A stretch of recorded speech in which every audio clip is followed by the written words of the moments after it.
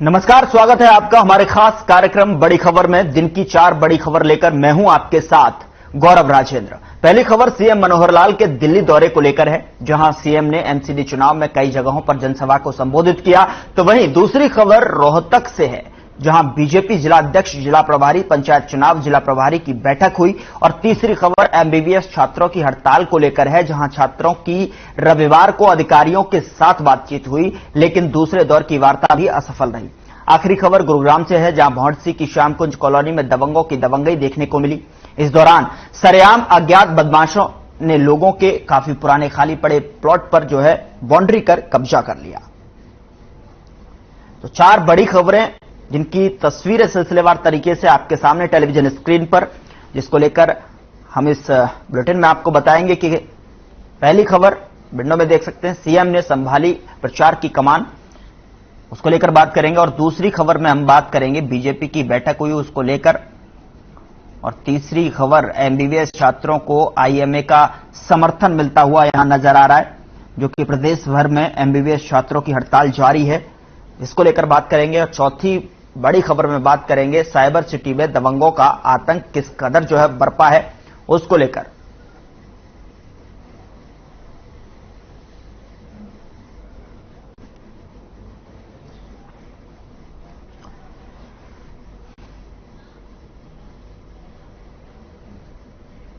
चलिए खबरों में आगे बढ़ते हैं और बात पहली बड़ी खबर की करते हैं। सीएम मनोहर लाल ने दिल्ली का दौरा किया। इस दौरान एमसीडी चुनाव में कई जगहों पर जनसभा को संबोधित किया, जिसके बाद सीएम मनोहर लाल ने व्यापारियों से प्रदेश की योजनाओं पर चर्चा की। और साथ ही सीएम मनोहर लाल ने एमसीडी चुनाव को लेकर भी मंथन किया। साथ ही सीएम मनोहर लाल ने दिल्ली सरकार पर निशाना साधा। इस दौरान सीएम ने कहा कि दिल्ली की सरकार भ्रष्टाचार में लिप्त है और दिल्ली में सुविधाओं की कमी है।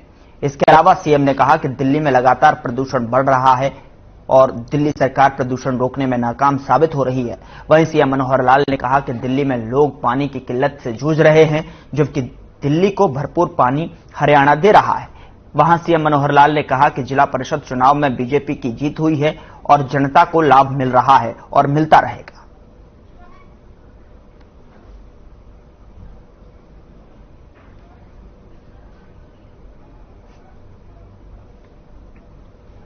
कि इन्होंने कभी किसी ने इनको दिखाया ही नहीं, असलियत नहीं दिखाई है। ये असलियत में बोलता हूं, चैलेंज करके कहता हूं। जो ये कहते हैं कि हम पराली का ये दवाई के माध्यम से ये उपचार कर देंगे, ये उपचार कर देंगे, हमारा करें ये उपचार यहां तो वो कुछ कर नहीं पाए। अगर ऐसा उपचार बढ़िया है तो पंजाब में भी करके दिखाएं।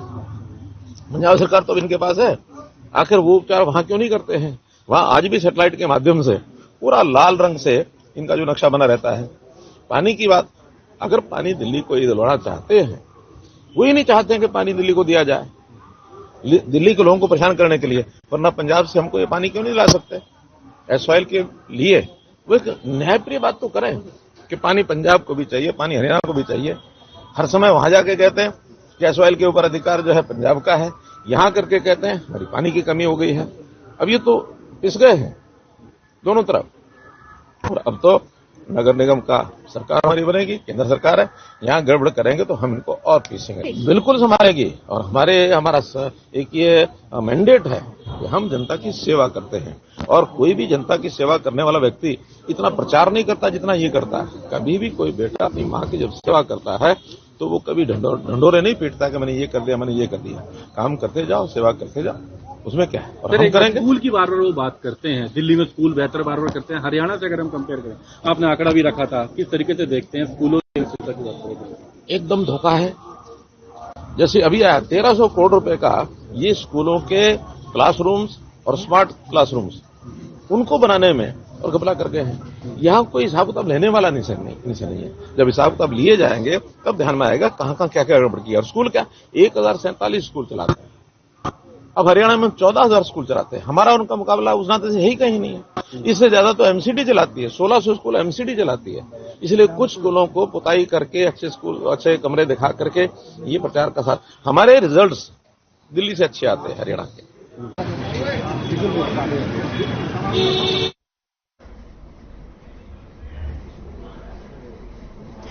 इस खबर पर बातचीत करने के लिए हमारे साथ प्रोफेसर बिदु रावल जी फोन लाइन पर जुड़ चुके हैं। सर, स्वागत है आपका। और सबसे पहले मैं जानना चाहता हूं आपसे कि दिल्ली में जिस तरीके से एमसीडी चुनाव है और उसमें प्रचार में जुटे हुए हैं सीएम मनोहर लाल, एक के बाद एक जनसभाओं को संबोधित कर रहे हैं, क्या कहना चाहेंगे? देखिए, भारतीय जनता पार्टी का इस प्रकार से कार्य पद्धति रहती है कि एक राष्ट्रीय पार्टी होने के नाते जब किसी प्रदेश में चुनाव होता है या स्थायी तौर पर या स्थानीय कोई चुनाव होता है तो उस समय अन्य प्रदेशों के जो पदाधिकारी हैं, जो नेतागण हैं, जो मंत्रीगण हैं, जो मुख्यमंत्री हैं, वो दूसरे प्रदेशों में जाकर अपने कार्यकर्ताओं को उत्साहित करने के लिए उनसे बातचीत करते हैं, कार्यक्रम भी करते हैं। उसी के निमित्त माननीय मुख्यमंत्री जी दिल्ली में एमसीडी के चुनाव में लगातार चुनाव प्रचार में जुटे हुए हैं और उसी निमित्त जो आपने बताई कि ये कार्यक्रम चल रहे हैं। तो सर, अगर बात करें तो इस बार जो है एमसीडी चुनाव में बीजेपी के कई दिग्गज जो सितारे कह सकते हैं कि वो जमीन पर हैं, गली गली में जो है अब घूमकर जो है एमसीडी के लिए यहां पर वोट मांगते हुए नजर आ रहे हैं, उसको लेकर क्या कहेंगे? आखिरकार क्या आम आदमी पार्टी का डर सता रहा? भारतीय जनता पार्टी का ये पद्धति रही है कि भारतीय जनता पार्टी के कोई भी नेता नहीं, कार्यकर्ताओं के साथ ही कार्यकर्ता के रूप में ही काम करते करते सब नेता बनते हैं। यहाँ पर चांदी का चम्मच लेकर कोई पैदा नहीं होता। तो क्योंकि सभी कार्यकर्ता हैं तो जहां जहां पार्टी जिस प्रकार की आवश्यकता लगाती है उस अनुसार पार्टी के कार्यकर्ता, जिन्हें आप मुख्यमंत्री, मंत्री और प्रधानमंत्री के रूप में जानते हैं, वो अपनी यथा ड्यूटी अपना कार्य पूरा करते हैं, कार्य निर्वहन करते हैं। उसी के तहत जो है भारतीय जनता पार्टी के माननीय मुख्यमंत्री हरियाणा प्रदेश मनोहर लाल जी वहां पर चुनाव प्रचार में जुटे हुए हैं। प्रोफेसर साहब, यहां पर जो है सीएम साहब ने यह भी कहा कि जो हरियाणा है पूरी तरीके से पानी दे रहा है, लेकिन दिल्ली में पानी की किल्लत बनी हुई है और दिल्ली सरकार जो है नाकाम रही है। और साथ ही साथ उन्होंने कहा कि दूषित भी होती जा रही है, प्रदूषण लगातार बढ़ता जा रहा है, उसमें भी फेल हुई है। क्या कहना चाहिए? ये बिल्कुल ठीक बात है। देखिए, 1996 के जो जल बंटवारा है उसमें हरियाणा की तरफ से यमुना का 719 क्यूसेक पानी हमने दिल्ली को प्रतिदिन देना था। सुप्रीम कोर्ट के अंदर दिल्ली ने याचिका लगाई कि हमें पानी की आपूर्ति ज्यादा की जाए। सुप्रीम कोर्ट का फैसला आता है, इससे पहले हरियाणा की और दिल्ली की सरकारों ने बैठकर तय किया कि दिल्ली को हरियाणा लगभग 250 क्यूसेक पानी और 230 क्यूसेक पानी और देगा। वो जाकर बन गया 1050 क्यूसेक पानी। तब से लेकर अब 20 साल से हरियाणा निर्बाधित हर रोज 1049 क्यूसेक पानी दिल्ली को दे रहा है, ओवर एंड अबव जो हमारा समझौता है दिल्ली के साथ, जल समझौता है, उसके अतिरिक्त। इसको अगर दूसरी तरफ देखा जाए तो हरियाणा का जो नरवाना बांध से जो पानी आता है वो हमारा 2400 क्यूसेक पानी प्रतिदिन आना चाहिए, जिसमें से माफी चाहूंगा 4000 क्यूसेक पानी हमें मिलना चाहिए। उसमें से आता है 2400 क्यूसेक पानी। उसमें दिल्ली को हम 1050 क्यूसेक पानी दे जाते हैं, बेचारे हरियाणा के पास बचता है केवल 350 क्यूसेक पानी। और ये तो तब जब हरियाणा का 45% हिस्सा अपनी SYL नहर की इंतजार देखता हुआ, उसकी बाट जोतता हुआ त्राहिमाम कर रहा है, नहर नहीं बन रही है। आज दिल्ली में भी आम आदमी पार्टी की सरकार है, पंजाब के अंदर भी आम आदमी पार्टी की सरकार है। दिल्ली के जो लोग हरियाणा से पानी की मांग करते हैं और हरियाणा अपने समझौते से ओवर एंड अबव, मैंने आपको बताया कि 330 क्यूसेक पानी दे रहा है, लेकिन वही लोग पंजाब में जाकर कहते हैं कि हमारे पास हरियाणा को देने के लिए एक बूंद भी पानी नहीं है। इस प्रकार का दोहरा चरित्र जो है दिल्ली की जनता भी देख रही है, पंजाब की जनता भी देख रही है और खासतौर पर हरियाणा की जनता देख रही है। ऐसे लोगों को जनता जरूर चुनावों दर चुनाव सबक सिखाएगी। उनके दोहरे चेहरे को, उनकी इंसानियत के नाम से जिस प्रकार की गैर मानवीय जो काम वो करते रहे हैं, और हरियाणा के किसान विशेष रूप से उनके वो गुनहगार हैं। उनको निश्चित तौर पर हरियाणा की बहुत सारी रिश्तेदारी दिल्ली के अंदर है। दिल्ली एमसीडी चुनाव के अंदर भी हरियाणा के रिश्तेदार जाकर अपने रिश्तेदार भाइयों को बता रहे हैं कि किस प्रकार का धोखा दिल्ली की सरकार हरियाणा के साथ कर रही है। और दिल्ली के अंदर यही लोग जो राज कर रहे हैं वही लोग पंजाब में राज कर रहे हैं, वो भी हरियाणा के साथ किस प्रकार का धोखा कर रहे हैं। तो निश्चित तौर पर इसका असर भी एमसीडी के चुनाव पर जरूर पड़ेगा। ठीक है, बहुत बहुत शुक्रिया हमारे साथ जुड़ने के लिए प्रोफेसर साहब आपका। चलिए आगे बढ़ते हैं और बात दूसरी बड़ी खबर की करते हैं। रोहतक में बीजेपी जिला अध्यक्ष, जिला प्रभारी, पंचायत चुनाव जिला प्रभारी की बैठक हुई और बैठक में बीजेपी प्रदेश अध्यक्ष ओम प्रकाश धनखड़ की अध्यक्षता में हुई और इस बैठक में संगठन महामंत्री रविंद्र राजू, सरकार में मंत्री कंवरपाल गुर्जर, कमलेश नाहड़ा और सरदार संदीप सिंह जी मौजूद रहे।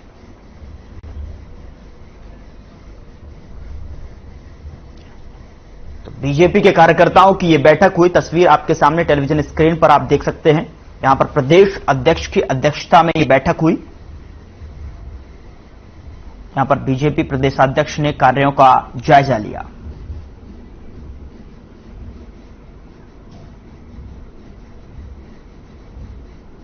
प्रदेश अध्यक्ष की अध्यक्षता में ये बैठक हुई। बीजेपी प्रदेशाध्यक्ष ने कार्यों का जायजा लिया।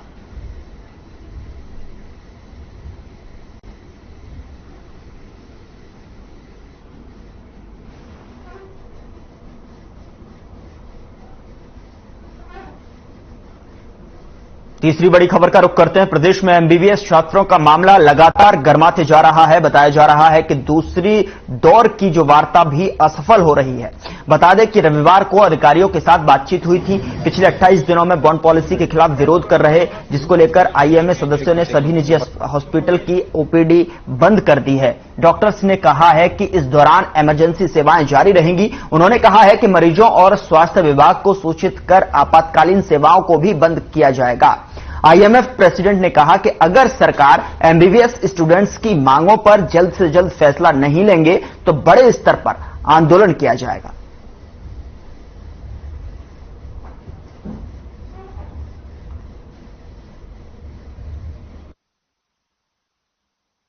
आज हम जो है मीटिंग में बुलाए गए थे।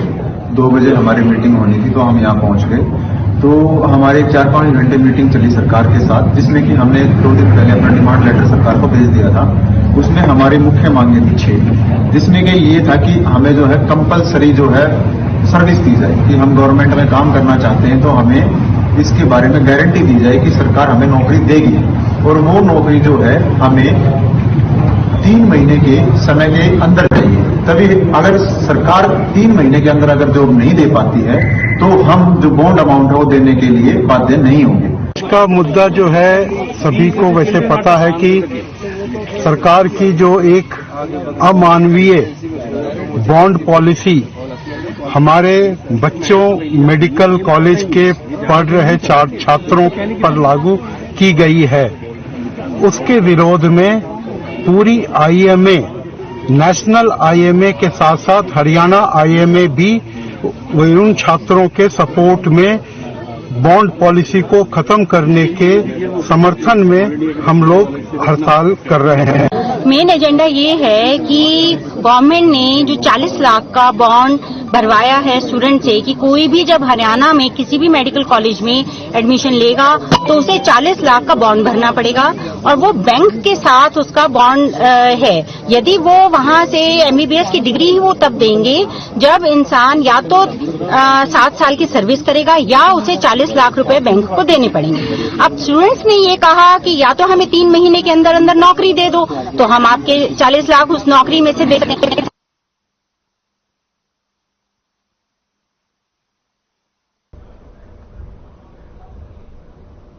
इस पर ज्यादा जानकारी के साथ सोनीपत से लाजपत हमारे साथ लाइव जुड़े हुए हैं, उनके पास सीधा रुख करते हैं। लाजपत, क्या कुछ जानकारी है, किस तरीके से जो है आईएमए का समर्थन यहां पर एमबीबीएस छात्रों को इसमें हड़ताल में देखने को मिल रहा है? जी बिल्कुल, देखिए डॉक्टरों ने बिल्कुल उनको आईएमए ने जो डॉक्टर के साथ जो हड़ताल की बात की है वो कहीं न कहीं लाजमी है, क्योंकि सरकार जो है वो कहीं न कहीं नीति और नीयत पर सवाल उठा रहे हैं। और लगातार आपको बता दें कि डॉक्टर की पहले ही इंडिया के अंदर काफी बड़ी कमी है। जो छात्र हैं वो देश विदेश से डिग्रियां प्राप्त करने के लिए, क्योंकि जो डिग्री है वो सस्ती पड़ती है, दूसरे देशों में डॉक्टरी जो है वो सस्ती पड़ती है, तो इंडिया के अंदर काफी महंगी पड़ती है। इसलिए बच्चों को डिग्री लेने के लिए देश विदेशों में, दूसरे देशों में जाना होता है, जिससे हमारे देश की जो आर्थिक है उस पर भी फर्क पड़ता है। तो इसलिए कहीं न कहीं सरकार ने अब ठोस कदम उठाए हैं कि जो पॉलिसी में जो बदलाव किया गया है उस पॉलिसी पर कहीं न कहीं डॉक्टर नाराज दिखाई दे रहे हैं। जो सरकारी डॉक्टर हैं या प्राइवेट डॉक्टर हैं या छात्र हैं, अब एकजुट होते हुए नजर आ रहे हैं। जहां लगातार मरीजों को जो सामना करना पड़ रहा है उससे काफी बड़ी दिक्कत है।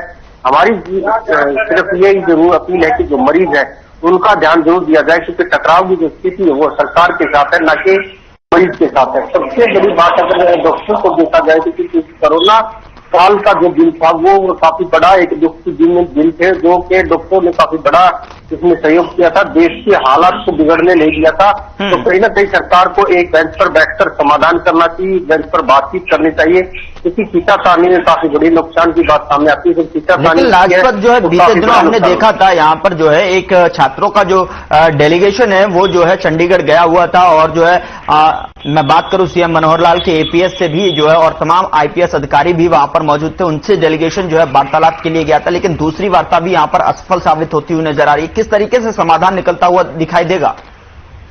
जी बिल्कुल, देखिए मैंने आपको बताया कि अगर सरकार मनोहर लाल खट्टर मुख्यमंत्री अगर जो बच्चे हैं जो छात्र हैं उनसे बातचीत करे या डॉक्टर से बातचीत करे, इसका बीच का समाधान निकल सकता है। अन्यथा लगातार जैसे सीतासानी दिख रही है, काफी लंबा समय लगातार हर रोज दिखाई दे रहा है, क्योंकि मरीज जो है वो काफी परेशान होते हैं। इस बात को लेकर कहीं ना कहीं सीतासानी दिखाई देती है और इस बात को नकारा नहीं जा सकता। जब भी कोई आंदोलन होता है तो काफी बड़ा आंदोलन अपना धीरे धीरे बहुत बहुत शुक्रिया लाजपत आपका तमाम सारी जानकारी पहुंचाने के लिए।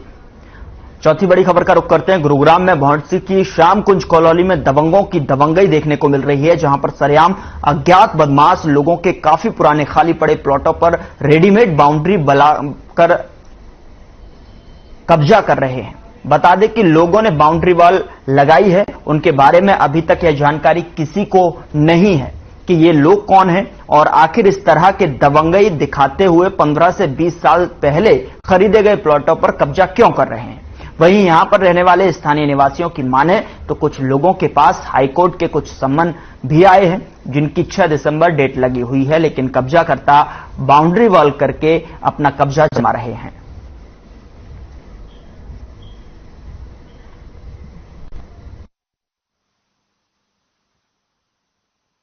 और पिछले कुछ दिनों से यहाँ जो हालात चल रहे हैं, हम बहुत स्ट्रेस में हैं। पिछले 12 साल से हम यहाँ रह रहे हैं और अभी जो सिचुएशन है आप देख ही रहे हो, बहुत टेंशन में है। ये आके बाउंड्री कर दी है और कब्जा किया जा रहा है, ये समझ में नहीं आ रहा है ये क्या गेम चल रहा है। भैया आपने आके ये बाउंड्री लगा रहे, बोला हमारा प्लॉट है बोल के सब कब्जा करके चले जा रहे। हमें तो पता भी नहीं, हम इधर रहते भी नहीं, बाहर रहते हैं, प्लॉट लेके डाल रखा है ऐसे जी। बस आके आपने घेराबंदी करके चले गए। हमें तो 2-3 दिन के बाद पता चला, फिर हम आए, फिर ऐसे पुलिस चौकी में गए, पुलिस में कंप्लेन कराई, सब कुछ कराया। फिर और हमने 2011 में लिए थे प्लॉट, आज तक हमें कुछ पता नहीं चला था। बस अभी 1 महीने पहले हमारे पास समन आया है कि 6 तारीख को डेट है आपका, आप कोर्ट में हाजिर हो या वकील लगाओ, कुछ भी करो, पर हमारे पास लीगली रजिस्ट्री भी है।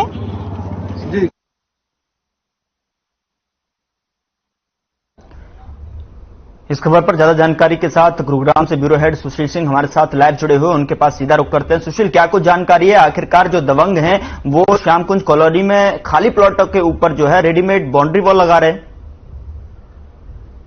देखिए, गुरुग्राम के सोहना इलाके का मामला है। भौंडसी थाना इलाका है। मारुति कुंज, श्याम कुंज, प्रेम कुंज, तमाम इस तरह के एरियाज हैं जहां बाहरी प्रवासी की संख्या ज्यादा है और साथ ही कई ऐसे लोकल स्थानीय लोगों का भी इलाका है। और अब जो आरोप लगे हैं, जो तस्वीरों में दिखा कि सैकड़ों प्लॉटों पे स्थानीय लोगों ने कब्जा करना शुरू कर दिया है। रातों रात वहां 500 की संख्या में लाठी डंडों हथियारों के साथ वहां पहुंचते हैं और पहुंचकर रेडीमेड बाउंड्री कर देते हैं और वहां कहीं ना कहीं अपना कहर बरपाते हैं। जिसके बाद जो चूंकि तमाम जो लोग हैं जिनके प्लॉटों पे कब्जे हो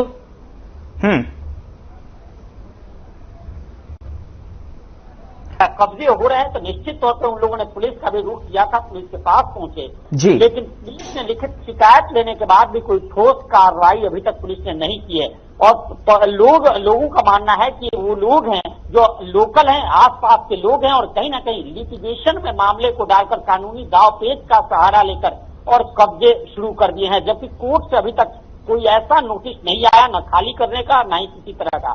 जो तमाम लोग हैं वो अपना रजिस्ट्री दिखा रहे हैं, साथ ही उनके पास म्यूटेशन भी है, तमाम दस्तावेज है। कोई 10 साल पहले, कोई 12 साल पहले जमीन खरीदा था और अब उस पर जो लोकल लोग हैं वो कहीं ना कहीं किसी और कानून का सहारा लेकर और उन पर दबाव बना रहे हैं और उनकी जमीनों पर कब्जा कर रहे हैं। लेकिन हैरानी की बात कि प्रशासन भी उनकी मदद नहीं कर रहा है। जैसे ही अब मीडिया वहां पहुंची, हम लोग पहुंचे और हमारे संज्ञान में जैसे ही ये मामला आया, और स्थानीय प्रशासन भी सक्रिय हुई है और अब इस मामले की जांच शुरू की गई है। जी, अगर बात करें तो क्या उन लोगों की शिनाख्त हो पाई है जिन लोगों ने ये रेडीमेड बाउंड्री वॉल लगाकर जो है इस तरीके के कब्जा यहाँ पर प्लॉटों को करते हुए नजर आ रहे हैं, किस तरीके का, और अगर जो स्वामी हैं, उनके मालिक हैं जो प्लॉट के, उनकी तरफ से क्या कुछ जो है रिएक्शन निकल के आ रहा है?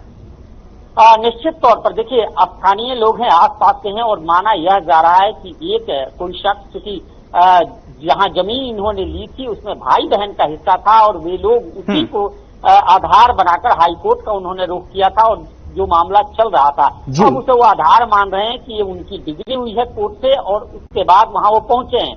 लेकिन देखिए, जो कानून के तहत जब तक कोर्ट कोई नोटिस न दे उन्हें खाली करने का, उन्हें जाने का, तब तक किसी तरह से कोई कब्जा नहीं किया जा सकता। दूसरी तरफ जिनके पास रजिस्ट्री है, जिन्होंने ये सारा कुछ खरीदा है, अब उनका क्या होगा? सवाल यह है कि उनके साथ क्या होगा, क्योंकि उन्होंने जिस डीलर से, जिन्होंने रजिस्ट्री की है, जिस तहसीलदार ने रजिस्ट्री पे साइन किए, जो म्यूटेशन जिस अधिकारी ने किया, तो ये तमाम वो अधिकारी अब कोई सामने नहीं आ रहा है। उनका क्या होगा, इन लोगों का क्या होगा?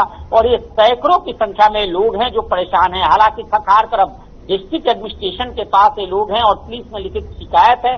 पुलिस ने अभी तक कोई मामला दर्ज नहीं किया है, लेकिन माना जा रहा है कि जल्द से जल्द इस मामले की जांच शुरू की गई है और उन तमाम लोगों की शिनाख्त की जाएगी और पुलिस उनकी खोजबीन में जुटी हुई है जिन लोगों ने रातों रात कब्जा किया है। लेकिन सुशील जी, ये जो है कोई छोटा मामला नहीं है, तमाम सारे प्लॉट्स हैं और लोगों की मेहनत से जो है, जिन लोगों ने रजिस्ट्री कराकर अपने नाम करा रखे थे सालों पहले, ऐसे में जो है ये पूरा मामला जो है पुलिस प्रशासन के भी संज्ञान में गया होगा, तो कार्रवाई के लिए क्यों इंतजार जो है अब तक होता रहा? क्यों जो है पुलिस जो है मुकबिदर यहाँ पर बनी हुई बैठी रही? अब बिल्कुल गौरव, देखिए कहते हैं ना कि जिसकी लाठी उसकी भैंस, ये कहावत बिल्कुल चरितार्थ हो रही है इस इलाके में। और कहीं ना कहीं स्थानीय लोग हैं और जो प्लॉट्स ओनर हैं, जो सैकड़ों की संख्या में जो प्लॉट्स हैं, छोटे छोटे, कोई 50 गज का है, कोई 100 गज का है, कोई 40 गज का है, तमाम लोग बाहर के हैं और कहीं ना कहीं प्रशासन के पास जाने में भी इनके हाथ पांव फूलते हैं। और जो दूसरी तरफ जो दूसरे लोग हैं, जो दबंग है, जिसकी कॉलोनी काफी बसा हुआ है, और जब आज की बात करें तो आज इस रेट में प्लॉट की कीमत आसमान छू रहा है और जब इन्होंने लिया था वो सस्ते रेट में लिया था। तो निश्चित तौर पर कहीं ना कहीं इनकी भी नजर है, जो इलाके के दबंग है, और वो इस तरह से ये हथकंडे अपना रहे हैं कब्जे की। और प्रशासन कहीं ना कहीं प्रशासन की मिली भगत जरूर नजर आ रही है। फिलहाल इस मामले की इंक्वायरी शुरू की गई है और देखना है कि कब तक ऐसे लोगों पर मुकदमे दर्ज होते हैं और कब तक ये लोग गिरफ्तार होते हैं। जी चलिए सुशील जी, बहुत बहुत शुक्रिया तमाम जानकारी पहुंचाने के लिए, हमारे साथ जुड़ने के लिए। लेकिन देखना होगा कि आखिरकार ये खाली प्लॉटों पर जिस तरीके से कब्जा किया गया है वो कब्जा मुक्त कब तक हो पाते हैं। फिलहाल इस बुलेटिन में इतना ही। नमस्कार।